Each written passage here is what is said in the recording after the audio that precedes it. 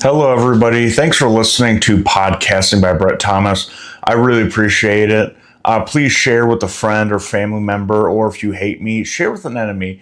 Let's get this thing going, Let's get some more listeners, but I don't take for granted the listeners I have now, so I really appreciate you guys. You guys are all I need. But if you could share it, that would be nice. But I appreciate you guys listening. Today I'm going to talk about my weekend, a couple things like homeless people and the gig economy. Well, my weekend was good. I got to perform at Hilarities, which is one of the best comedy clubs in the country. I got to open for Duncan Trussell. I did 2 shows on Friday night. The first show, the audience really didn't get me, but halfway through, then towards the end of the set, they really got who I was, as a person. They started to get my material. And it's my job as a comedian to get them to understand me. You can't really blame the crowd. There's a few times where you can blame the crowd because sometimes crowds do suck. But no matter what, even if it's a sucky crowd, it's your job to get them to understand you and make them laugh no matter what. So, which is I did. Second show, Piece of Cake, I killed immediately. It was a fun time. And I'm not going to sit here and just be like, oh, yeah, I'm a killer, because I want to be humble. There's a lot of times where I've bombed, and there's going to be a lot more times where I've bombed. But whenever you kill, it makes all those bombs worth it. And you learn more from bombing than killing. That's what they told me, and it is true. Because bombing, you can learn what doesn't work and what you should do differently. But killing is just you're on a ride. You just get on, you're doing good. And as long as you stay on the ride and you just keep going, you keep killing, unless you say something really out of pocket or just offend somebody or offend the whole audience for no reason on accident, then you got them. Because if you're a comic and you get the audience to like you, there's sometimes you can get to say whatever you want as long as they like you. Of course, if they hate you, you can't say whatever they want. You know what I'm saying? And then on Sunday, I celebrated Mother's Day with my mother-in-law, and that was really fun, except the restaurant we went to, they ran out of Diet Coke, and I drank Diet Coke, and they were giving us Diet Cokes out of cans, and they expired in October of 2025. So they're close to 8 months old.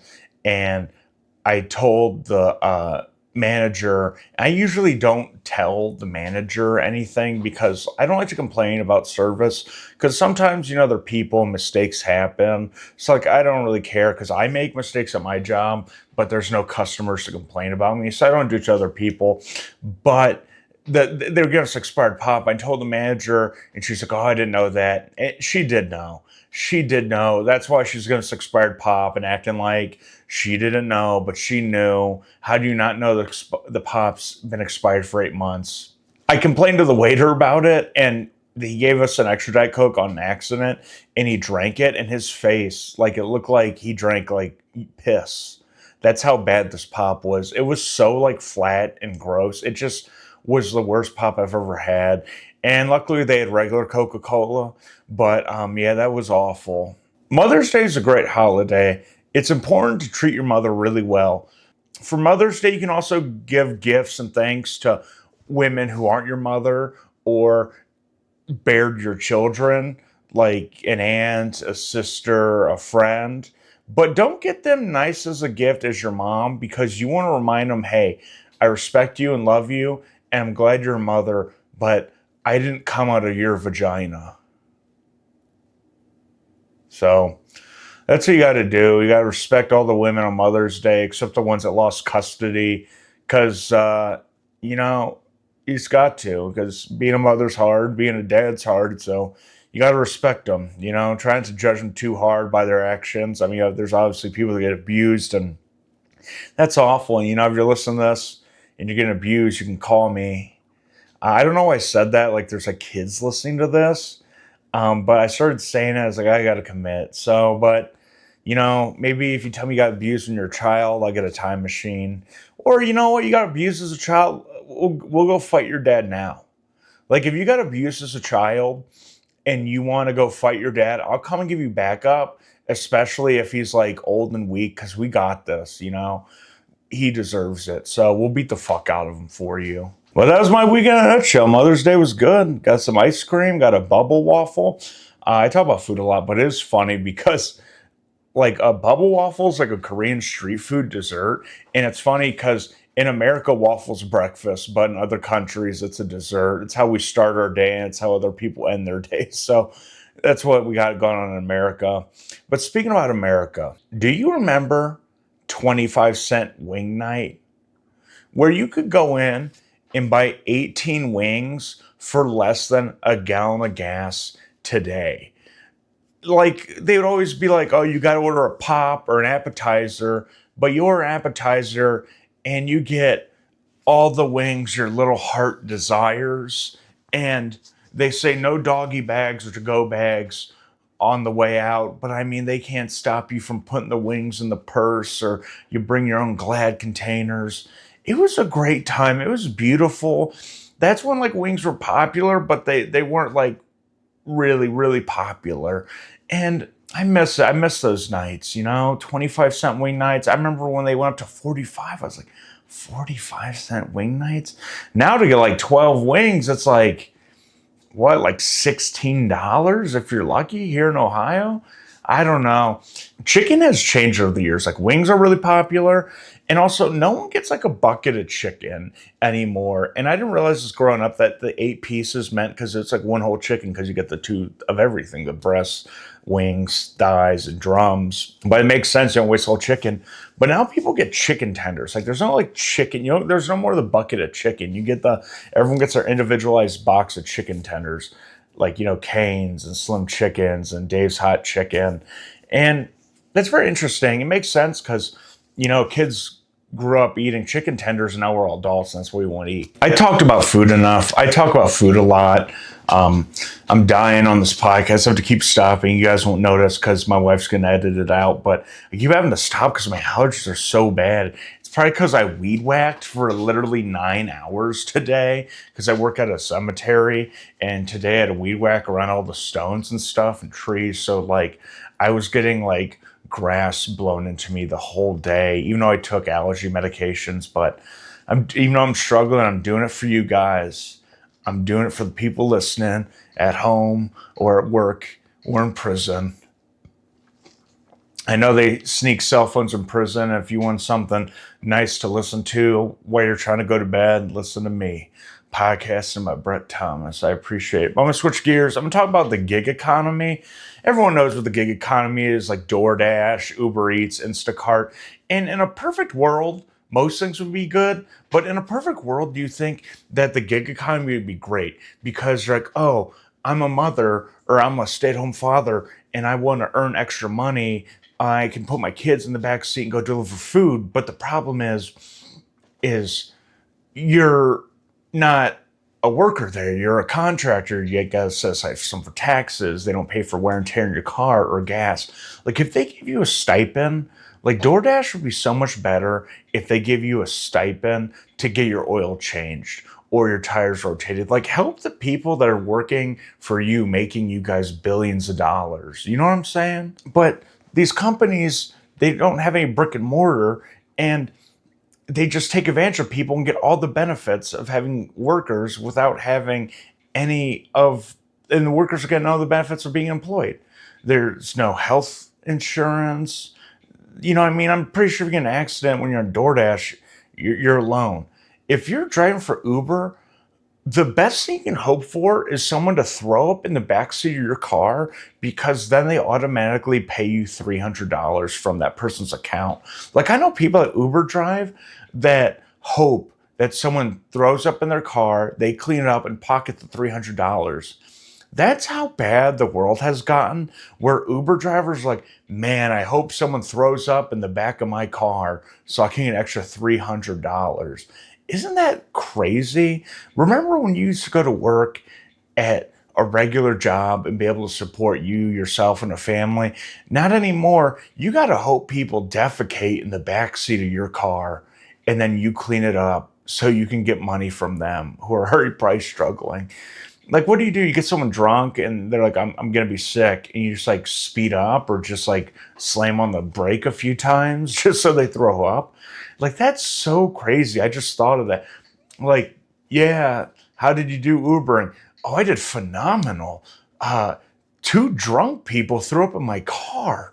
Like, oh my gosh, it's not gonna stay in the back. Yeah, but I got $600. I cleaned it up, but uh, yeah, so that's just crazy. The gig economy sucks where people are just like, yeah, I hope someone throws up. DoorDash is fun one because sometimes like before DoorDash is funny too because before like restaurants would close the bags with like stickers, people would eat your food. Like I know people that got like French fries and they were half eaten. So that's like really funny. There's like no like also like monitoring of the people, not to seem like a corporate shill, I can't pronounce it. That's not like a corporate shill, but yeah, unfortunately it does happen because people aren't perfect and there's no one really to report to if they eat your food. I thought about door dashing when I didn't have much money and I DoorDash until I got an order I liked and then I just shut the app off and steal it. But that's like gambling because it's like Russian roulette because it's kind of like what's behind door number so and so. And if you no do the next order, you can't take that order back. So it's a very interesting game. It's very risky for the driver to do something like that. It's also now hard to get like an Uber driver because I feel like a lot of people aren't doing it anymore because of all the wear and tear in your car, and plus it's not new. They're probably gonna have to do something. I don't know. There's these Waymo cars now. I sound so uninformed, but they're in like Los Angeles and they can drive people and they don't have a driver. And what's going to happen is they're going to kill like a nuclear family, so it's going to be even sadder. And they're going to kill like a nuclear family, and that's what's going to put people up in arms. And they'll probably get delayed by like a few more years, and then we'll all get to work until the robots and AI takes over. But until then, let's have fun, you know? Let's try to save our money and have a good time, and hopefully something gets figured out by then. I have no idea what's going to happen. And maybe AI isn't as cool as everyone says it is and won't take all of our jobs yet. But one day it will. I mean, it's inevitable, but it happens, you know. I will move on. We'll strive. We always do. Uh, let's get some hope out there. You know, it's a scary world, but you know, every decade there's always fear mongering, and let's just take things one day at a time. There's this hantavirus, and they have the word haunt in it to make it sound scary, like it's a haunting virus. And I don't really like them naming it the hantavirus because we celebrate holidays way too early, and it's not even Halloween yet. It's not even like Fourth of July yet. It's not even close to Halloween. So I know they let the people off the boat who had the hantavirus, and I hope it's just fear mongering again. You know, I think it will be because we didn't really know much about COVID when it first came out. No one was really talking about it, but then it killed a bunch of people. But then since everyone's afraid of the hantavirus, maybe this will just be fear. But we'll see what happens. I don't know. I'm scared, but try to move on, you know? But yeah, I'm just going to switch gears again. That's going to be my new transition segue. Let's switch gears, you know? Like it's a manual car. I know how to drive one of those, luckily, because of my job. We had like a dump truck from the 90s and it was clutch. So that was very fun to drive. It sucks though to burn out clutches, but it's not your vehicle, doesn't matter. If you still live at home or have ever needed to be bailed out, you don't get to talk bad about homeless people. Homeless people have it hard enough, and then there's people like telling them to get jobs and do all this other stuff. And it's hard to get jobs when you either have a mental disorder or you don't have access to shower, a vehicle, or housing. Like realistically, like could you get a job at McDonald's if you don't have an address to put in an application or shower? You're gonna be around food. You know what I'm saying? Is like big McDonald's gonna like help that person get a shower? Probably not. Uh, you probably do if you're a homeless person. You have probably a better chance at like trying to find like a locally owned business, but still, like the stigma around homeless people really hate homeless people, and they just exist. Like I get it. Uh, I mean, I get it. They ask you for money, and if you give one of them money, a bunch of them ask for money. It's like never ending, but you have to give them money, and like it's just like crazy. Just like people are like, "Why don't you get a job?" And it's like they can't. You know, hard. They don't have an alarm clock. Like, how are they gonna get up and get to their job? You know what I mean? They'd have to find someone like lucky enough to board them, like give them a room and board them, sleep on the property. And not that many people would just trust someone they don't know. So it's very hard. You know what I'm saying? It's very hard.